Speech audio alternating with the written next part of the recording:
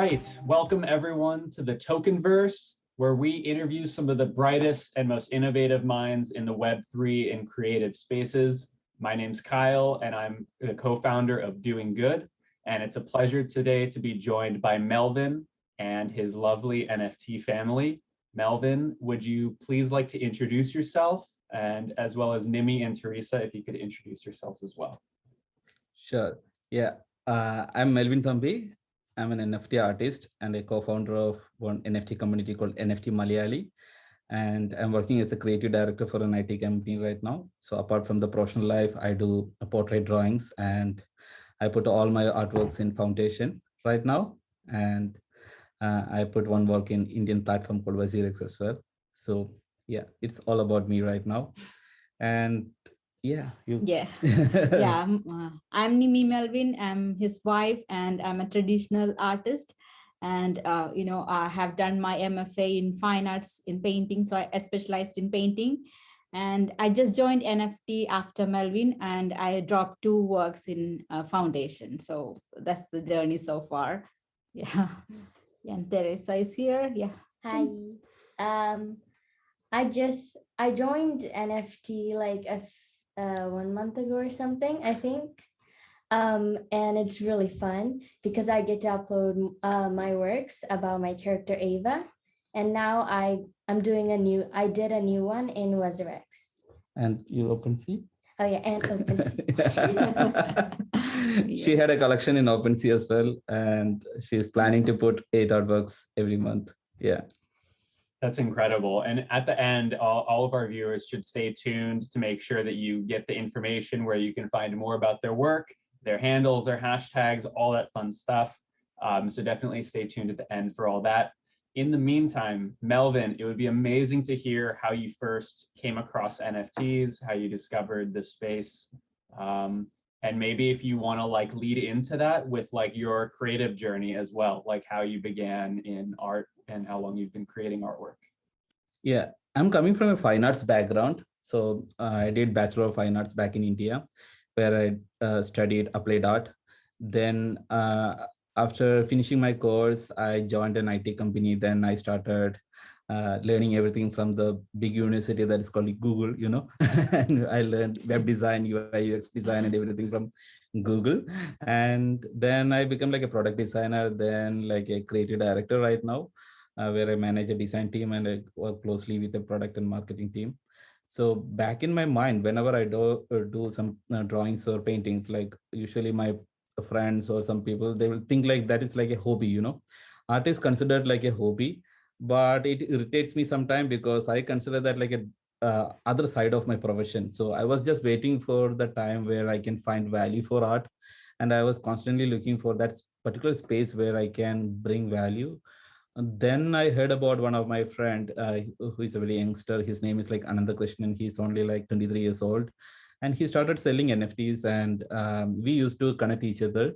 And he talked about the platforms and all the technical stuff and everything. Initially, it was very overwhelming to me, because I'm not a crypto person. I'm not a techie person. I love technology, but I'm not that deep into blockchain or anything like that. So I took some time and I learned most of the stuff by Googling and reading the blogs and everything. Then I understand like this is going to be the future. This is the space where the art is going to get enough value if we approach that space in a proper way, Then I mint my first work and it got sold. And then I get that idea like how it is going to work.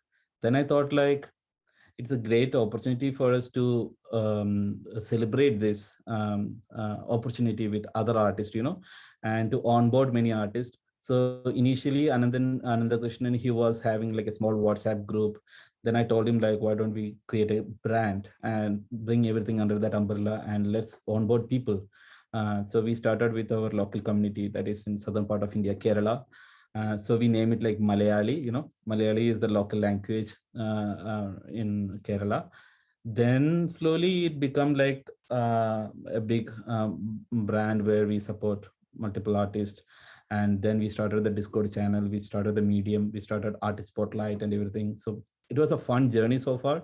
By then we learned many things. So that was a core agenda behind it. Like the first phase of NFT Malayali was to onboard and learn together and support each other and make this thing very easy for all type of creative people, because technical stuff is not the big deal, like the other side is the biggest difficulty, right? So that is what we did. And the second phase, we are connecting with a lot of collectors, educating them and to which artwork they need to invest on and what is the quality of art and curation part. So we are in that process right now. Third phase, it depends on the growth of this technology. Amazing. Thank you so much for sharing. And it would also be great to hear maybe from Teresa and Nimmy as well, what their journeys have been like so far and how long they've been kind of creating artwork and maybe as well artwork in the NFT space. Yeah, I used to do some contemporary works, and I have done some exhibitions in India and US.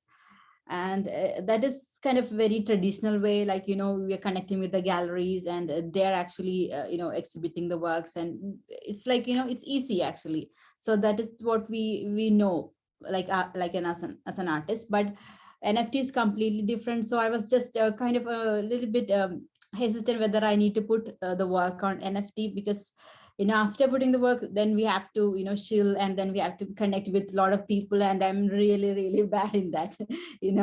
So I'm a kind of silent person. So I was thinking about that, and but Melvin actually connected with a lot of people, and that gave me a lot of courage. And in Clubhouse and all, we got a lot of people as friends, and then so I just got some of that courage, and then I started NFT. So what I'm doing in NFT is I'm doing oil painting. So most of the works in NFT are like digital works, or 3D or something like that. So here, so I just thought I'll do my own way. I am doing oil painting. So yeah, I did 2 works so far. So yeah, and still working on the third one now. Yeah. And Melvin is the talking person in our family. So yeah, I'm giving mic to him. Yeah. And Teresa, Yeah. what about you? How was your journey, Teresa? So before I discovered NFT, I was just creating art, and I wasn't like uploading, how do I say it? Like I wasn't uploading consistently sometimes, but then when I discovered NFT, well, my dad discovered it for me. Okay. Like it was really fun. I do a lot of digital artworks there, and it just feels kind of different, but in a good way. And I also have to talk a lot, which I do a lot on camera, but just not to other people. So I have to work on that. I think you're doing perfect. Thank you so much for sharing. What I would love to hear next maybe is some of the work you're doing with NFT Malayali, and how you're working with other creators and like educating, and what your formula is for educating others on this space, because it's so new, it's so complex. It's in a lot of ways inaccessible to a lot of people from like a technical standpoint and a financial standpoint. So I'm curious like how you go about it. So basically how I start is like we used to brainstorm a lot with the inside the team with NFT Malayali, and there are only like few people behind the scene, like so one person, his name is like Boho, he handled the content part, and Sharif, he handled the Clubhouse event, and Faris and Albin, they handle the Twitter event, and there is one person, Adib, he's a IIT person, and he's a blockchain advisor. So we become like a team, and we brainstorm, and we conduct events. Like through events, we, instead of putting a lot of content and trying to teach people, what we are really doing is like we conduct some event. For example, one event can be talking about collectibles, and one event can be talking about how the traditional artist can be in the NFT space, and the discussions will go on, and we will bring some established artists into that space as well, and debates and discussions. Through that, we invite a lot of people, and they learn something from that, And out of conducting multiple events, we had like enough knowledge about what is happening in NFT space. So we summarize it into like a simple blog, and that is like a bible for everyone. Like whenever someone asks like what is NFT, we will just send that blog to them, and what we will say is like you read that blog and research for 2 days and then come back. So whoever is coming back, we put deliberate effort to talk to them, like, and for example, if 10 people are coming, if you give this task to them, uh, obviously like reading a blog for an artist, how hard it will be, right? So because we need that commitment from that artist, so if you tell to 10 people, maybe like 4 or 3 people will come back, and then out of that 4 people, they have like genuine questions that we talk one by one. Like, so we were doing this exercise for like 6 months, and we can proudly say like we onboarded around like 600 plus people into the space, like talking to them personally and avoiding their confusions and everything. The technical side, it won't take that much time. When you read 2 or 3 blogs, and when you look at YouTube, for example, to set up MetaMask, you can just look at YouTube and you can figure it out, but the other things like how to maintain the branding perspective, like for example, a collector is coming and he's not blindly seeing your work and buying it for like 10 ETH or 5 ETH, like he will be looking at the background of that artist and his activity in this field and his growth in this space as well, and how much he is committed to that artwork, so all these things matters when a collector invests on that. So we talk people about that soft skills, like how to maintain a profile image everywhere, how to have like a Linktree account, how they need to be active in Twitter. So many times when we say to people like you should be active in Twitter, people think like they need to carry their work and they need to chill. I don't like that is not the activity, the real activity is like going to any space. For example, if you are a 3D person, you have to support other artists, you have to talk about that artwork and support other person, like what exactly is happening, then that will create a relationship. Then see, all the collectors, they will research on artist first. Like it is not like when you mint your work, the next day you're getting the bid. Instead, some collectors will take time, how they're focusing and everything. So we focus on those areas and talk to people, like real genuine talk without any promotion or anything like that. Yeah. Yeah, and I mean it's hard for a lot of creators, because I think the amazing thing this space kind of presents is you don't need a manager, you don't need a gallery or a curator to kind of like promote your work and do all the business side of it for you. You can do it yourself. And I think we've taken a lot of that from like the Instagram space as well, where people have kind of had to get active in social media and posting, but the conditioning of just posting something on social media isn't enough. And you have to actually have this connection with another human being. And what a lot of people don't realize when they're first getting into this space is, they'll shill on different posts, or they'll like buy into influencers who are like, oh, post your art here and I'll buy it. And what they don't realize is all this is doing is benefiting them.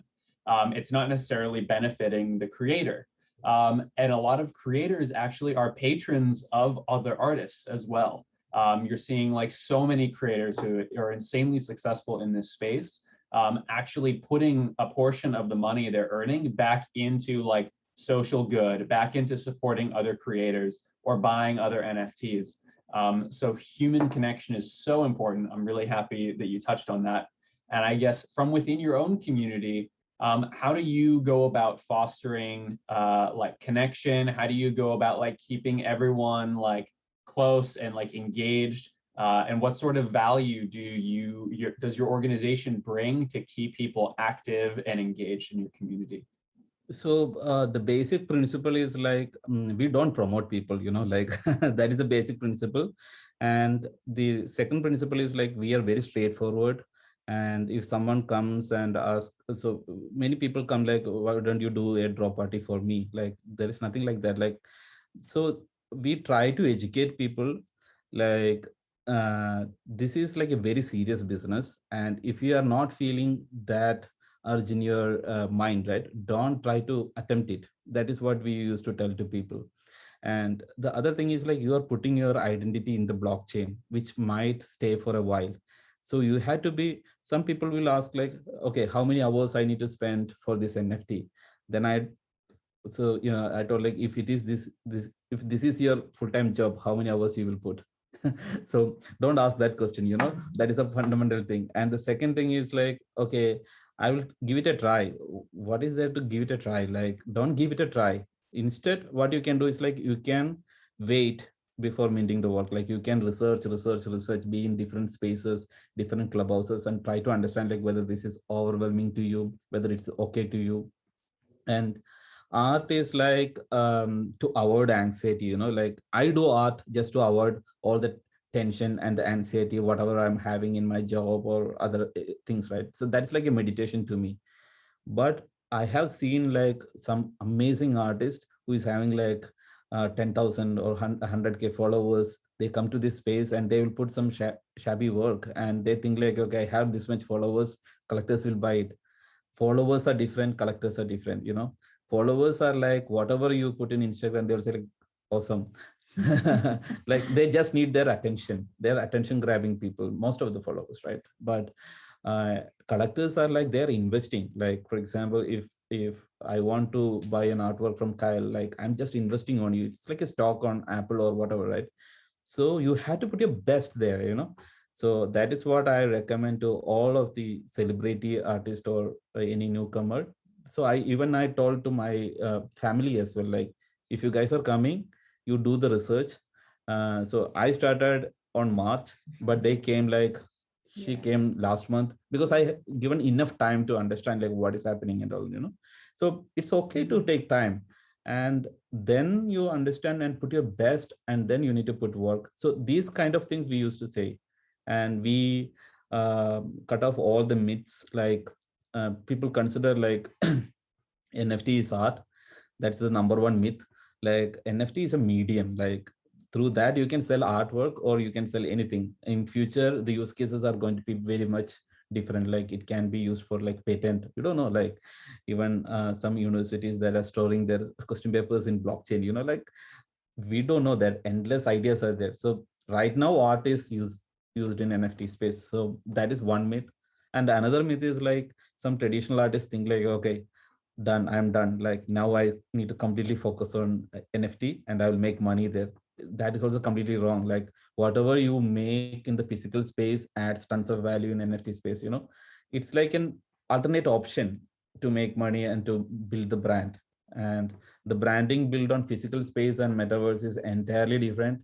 And both spaces, you need to put your commitment and dedication, and you need to cater it in a different way. So these kind of things we try to communicate through events and through blogs, and whenever we get a chance to talk in a public space through different domains and whatever, right? So recently we talked in blockchain academy, and tomorrow we are planning to talk to a university. And we started talking to colleges, design colleges. So because we don't have time to write content and put it in Instagram carousel, instead I thought like, just do real talk. So if you are inviting me to talk about NFT, I'll just talk so that people can get any value. That is good. I really appreciate that you said NFTs are a creative medium, because I think a lot of people miss the point when they come into this space, especially like a few months ago, you had like big brands, big celebrities coming in, and it was like, there's like this divide. You have your Web2, like your Twitter, your Instagram, your regular art audience, and then your crypto audience is separate. And people were treating NFTs kind of like this different thing that doesn't apply to their brand, their image, their integrity, and the brand that they've built for all these other years. They thought, we'll just kind of come in and do this thing and see if it's for us.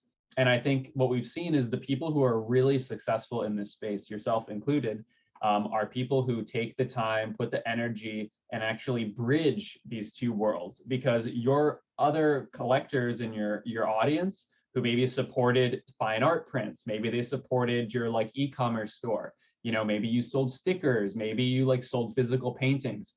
Those are the same people that are going to be collecting your work in this new medium as well. there's no reason to create this separation between it. And so I really appreciate that, you know, the approach you're taking and the education that you're spreading to your community. It's really important and really valuable. And they're very fortunate to have you guiding their way. I would like to ask the next questions of Teresa and Nimmy. What have been some of the first like hurdles or challenges when you're first starting out in this space, and any sort of advice you can give to other creators to get past that first sale? Yeah, there are a lot of problems. So first thing is connecting with people, and also just to understand what is happening, what is blockchain, and what are the marketplaces. It's a lot of new words. So just to understand that new words, it took a lot of time. I'm still learning, so that is that is the main thing. And another thing I learned is we have to be very active in Twitter. So that is the place we can connect with people. Those who, the other people, those are, in NFT, so creators and also collectors. So we have to be active in Twitter, and, have to connect with people. That is the main thing we have to do after, dropping our work in NFT. Yeah, and I'm not a person to give an advice at this stage. I'm still learning. So yeah, these are the two things. So learning, completely different, medium, a lot of new words. Yeah, I'm still learning. So yes. That's okay. Honestly, I think everyone's still learning, even the really successful artists. And I think as the space evolves more, I think like even in 6 months, like the entire landscape's going to be different. Like the go-to platforms, like the go-to collectors, the people supporting artists, the people who were entry level are now like emerging and blossoming. So it doesn't matter where you are now. It'll be completely different in a couple months. Yeah, yeah, that's the reality. What about you, Teresa? My answer is kind of similar. I was going to say that when I first started NFT, I didn't know like anything about it. So it was very new. And even now, even though I know some things about it, I don't know everything about it, and I'm still learning. And yeah. Do you face any hurdles, or do you feel any anxiety? Not really. Yeah. What I would love to know, like, are you like the coolest kid at school doing NFT stuff? No? No one knows about it. You're ahead of your time. They don't know it yet, but they're gonna know it soon. She's a kind of person like she just need to be in her room and creating stuff, that kind of person. The main reason why I bring my family also into this space is because people should learn the reality. Like I talk a lot, but it doesn't matter. Like if you don't put it in action, it doesn't matter. I talk to people like even traditional artists can also come to NFT. There is no harm in it, or there is nothing holding back. Then I was telling my wife, but she felt like it's overwhelming. Then I told, like, take your time and try to learn by yourself, because I can't teach these two guys, so and they don't like it as well. So I give enough time for them to learn. And then she told, like, no, yeah, this is the time I want to try it, Melvin. That's what she told. And then she had like a couple of paintings in her hand, and I told, like, maybe you can try with one best painting. She told, no, I'm going to create an exclusively new painting. So I have to, so the best part is like she started painting. She's running one online art school for kids, and she was too busy there all the time, and she was not doing painting that much these days. And I feel like sad as well, like, because she's an amazing artist at our home, better than me, and she's a state award holder. And also then when she started painting, she got into that groove, like then she started doing the second painting. She forgot about this NFT and everything, like she was telling, like, okay, Melvin, that's okay. Whenever it's finished, I will mint it, Yeah. and she is working on the third work. So that fine arts background, so that is exactly that NFT artist should realize. Like, for example, if there is no NFT, I might not create, I think I create like 8 portraits right now. I might not, I will only do like one or two just for Instagram purpose, but now I take it very serious. I bought a big vacuum tablet and all, and I consider like a very, very much detailed work and everything, and the reason why I bought my daughter is also like kids can also be in NFT, but they don't want to sit late and in the tutor room or anything. So what I did was like, before she putting her work, I just record what she gonna do, and she create the content and everything, and she is good in front of the camera. See, the basically whoever is going to collect her artwork, they just need to know like if she's a genuine artist or not, and whether she know what she's creating. So that part I just need to do it, and I go with that route so that other people can get an idea like how kids can be in the blockchain. They can go to school whenever they get time, they can draw and they can put, so I just bring my family also to show example to the world, so that they can also start, one is traditional artist and another one is storyteller, animation kind of guy, and I am an illustrator. So we three are like three different mediums and three different style. So it's like, studying in the fine arts college now at home. Like Yeah. continuous work. We criticize, we debate, we fight, but yeah, we fight. it's full of colors. That's what we love. Like we converted our car garage completely into an art studio right now, and full of activities going on. Yeah. That's incredible. I would love to hear, with all this kind of like creative collaboration and all of you each working on your own kind of different like formats, mediums, like styles, where do each of you draw your inspiration for your work? You can start. Well, first I get my inspiration from like the things around the people around me, or the things that I do or someone else does. And then taking that inspiration, I make it into my own art. And how do you come up with your characters? Like Eva, you can talk about your characters. The first time I created Ava was when I was 9 or 10, I think. I really loved drawing characters with different emotions. So that's what I was doing. And then I got an idea of creating this girl. Like she loved donuts, and she was like very different from the characters I usually created. And so yeah, that's how I started making Ava. And then I just kept drawing her over the years. And this is where she ended up now. And she even has the best friend. Yeah.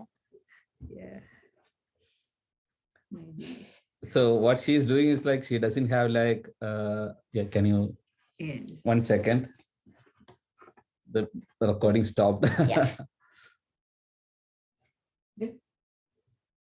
I'm not sure. You can, it's not recording. Switch off and on. Yeah.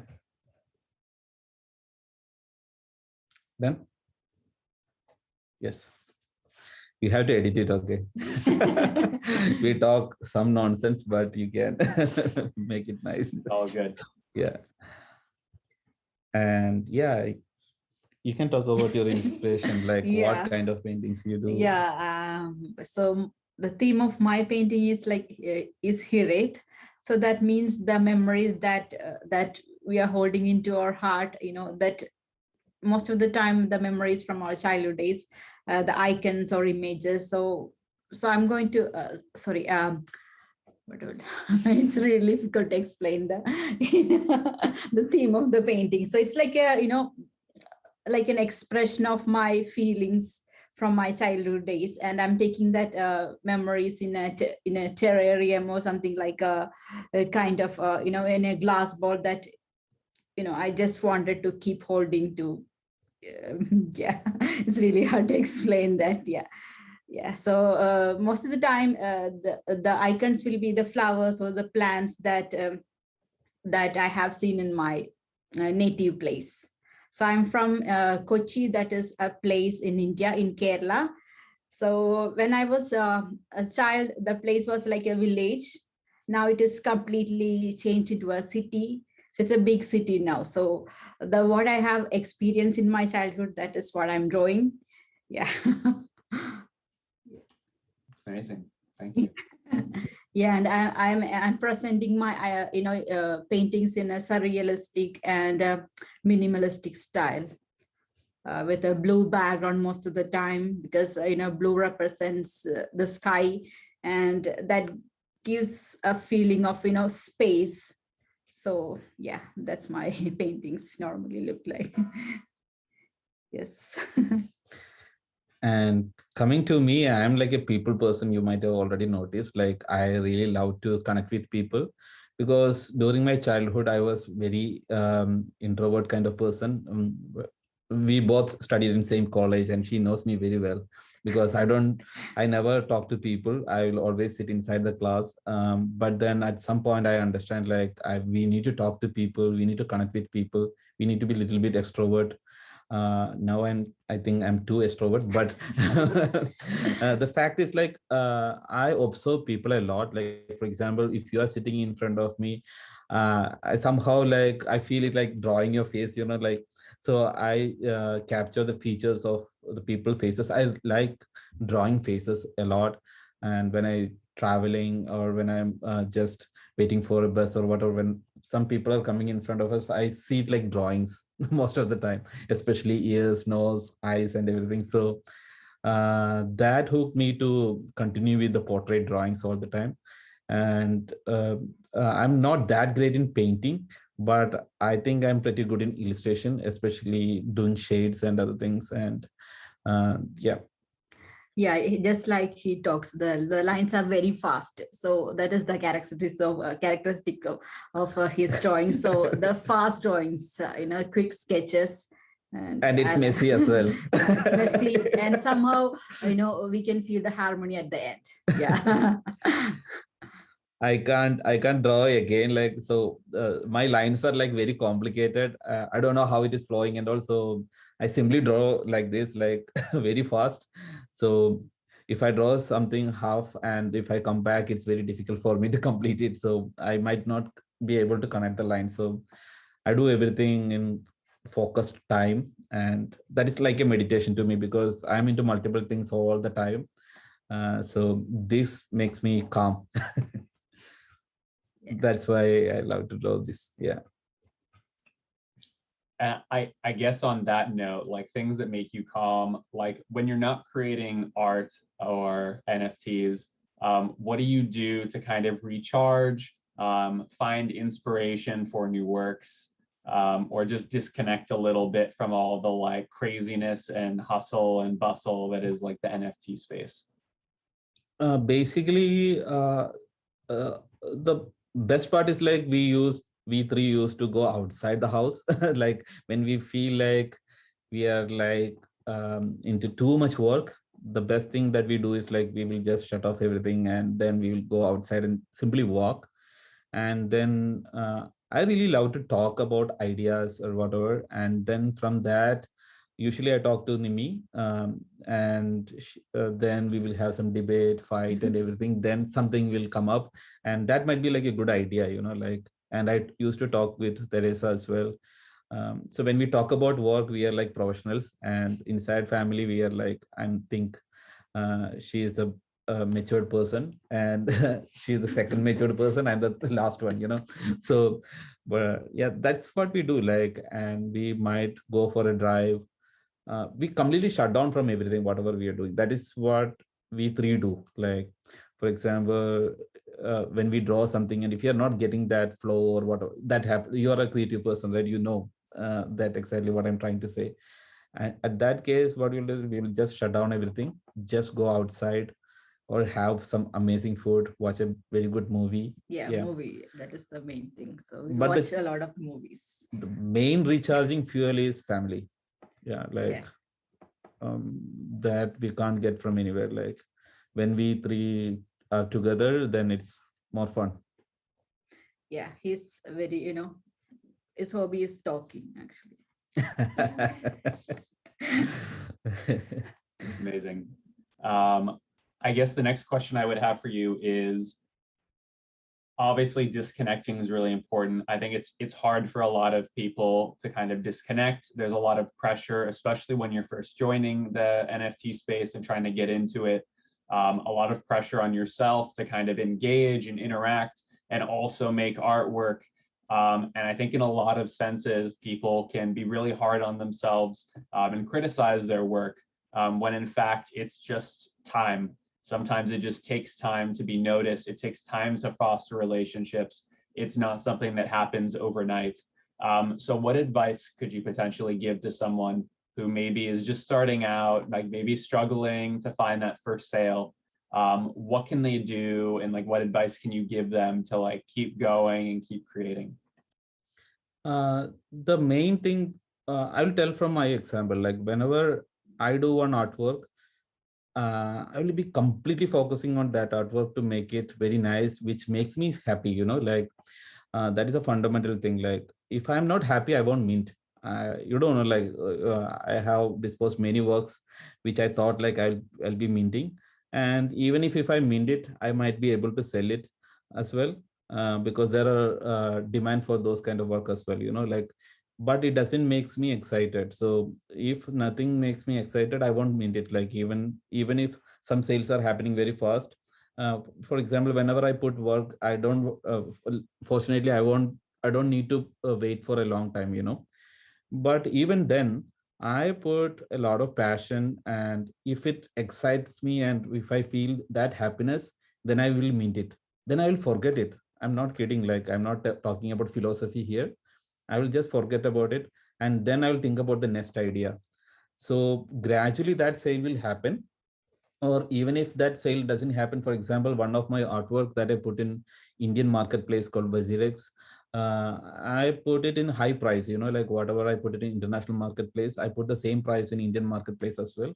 But many of my friends told like you had to reduce the price, like you might not get that big collectors in India. But I told like, doesn't matter, like I value my work in that level, and it was there for a while, like no one was collecting it. And then some people told me like, hey man, burn it there and you put it in foundation, you can easily sell it. But I told them like, no way. People will see it sometime, like, and they will find the value, because I am also exploring this space, right?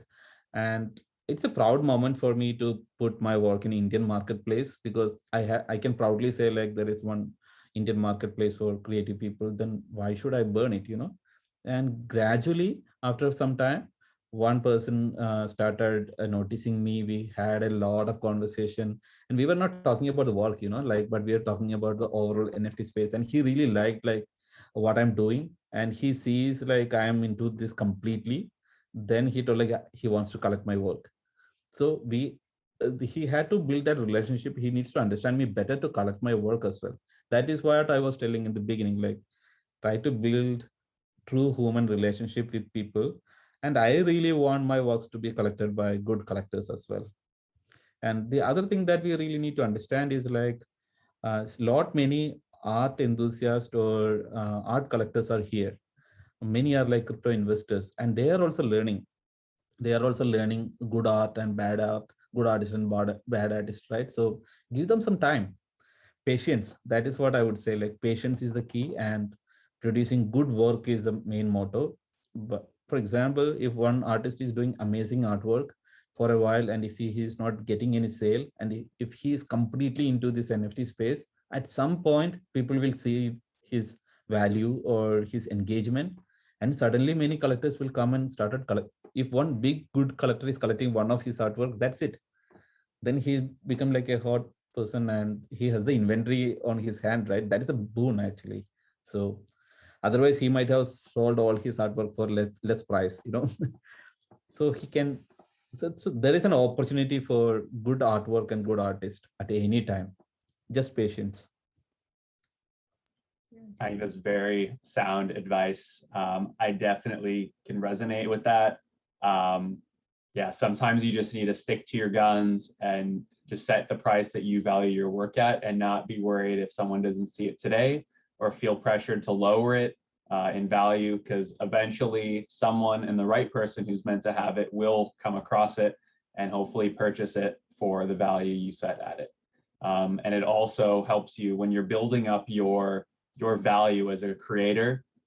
It helps to stick to certain prices, even regardless of market conditions, because collectors want to see increasing in value. And so if you're cutting yourself short on other sales, it can actually hurt your work. So really sound advice. Thank you for sharing that.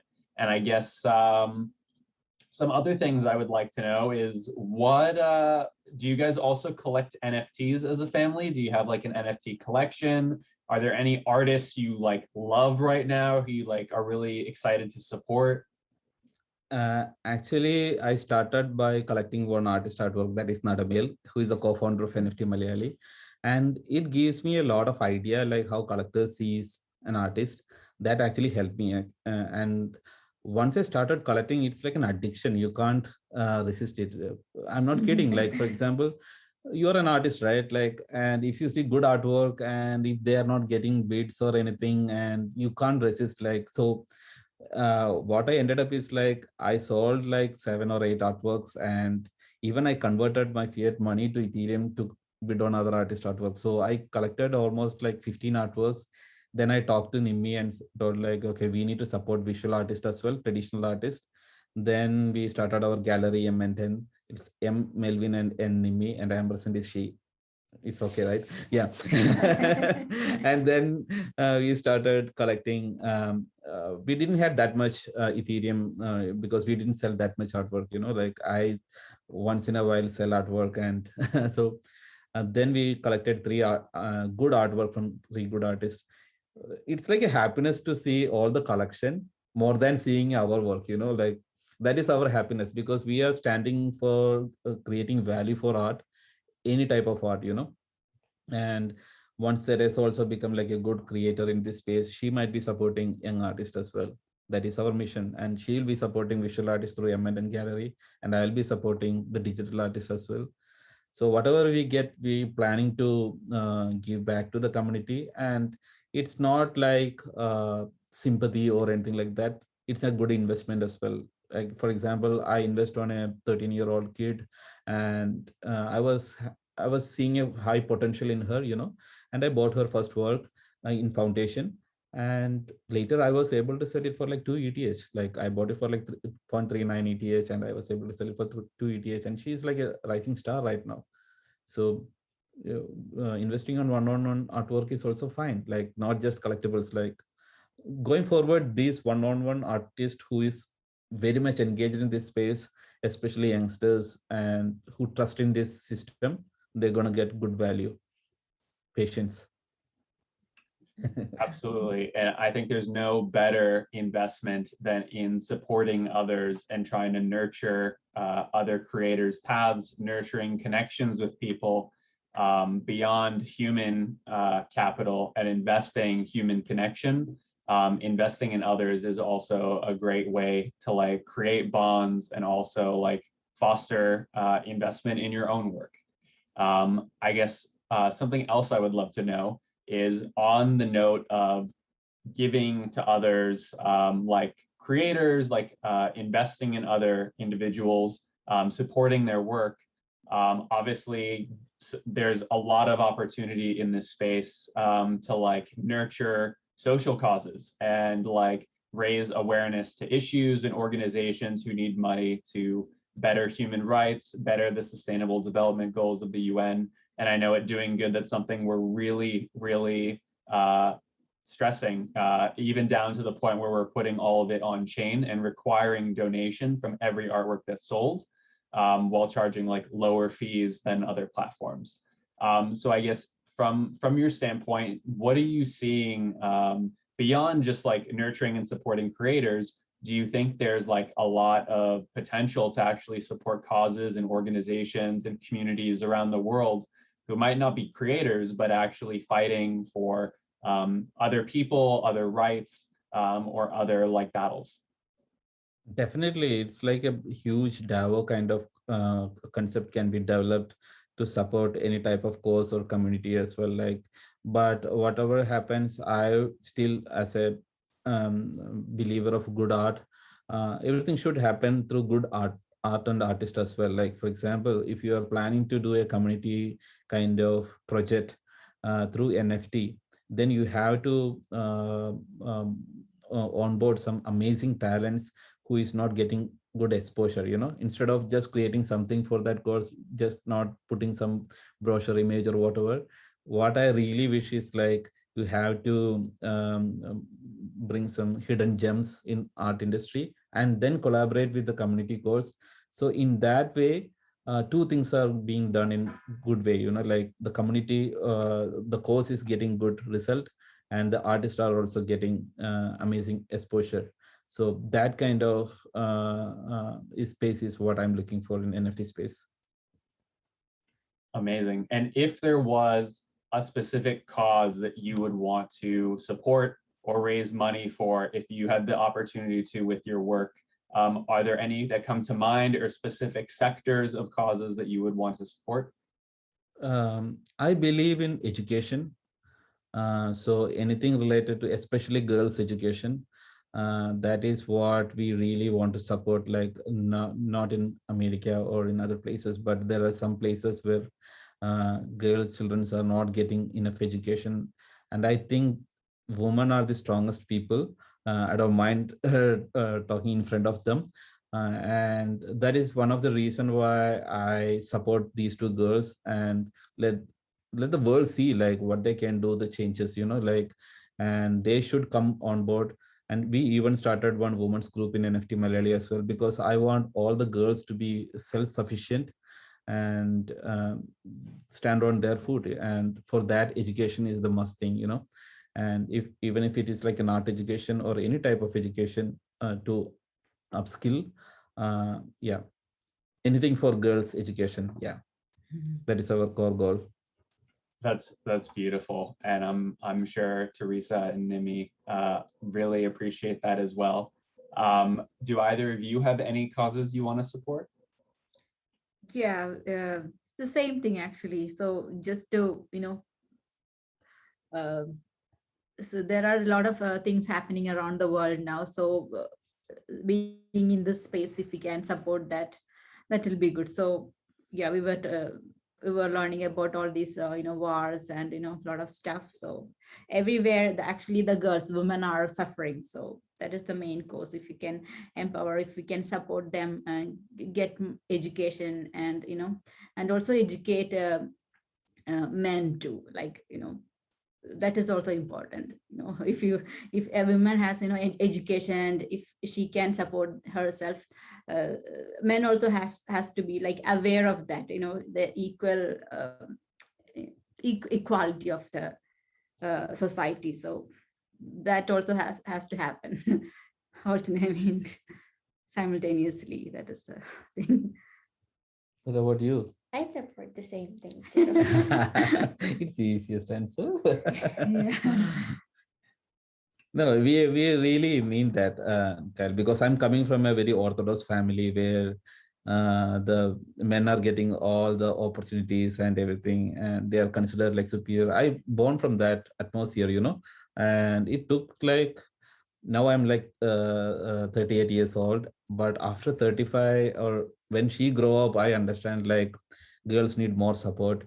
Then they can do magic, like, so it took a while for me to understand this. Then I thought like I should be like a strong feminist. I don't mind telling this in public, because I was born and brought up in that way. So I have to make a difference.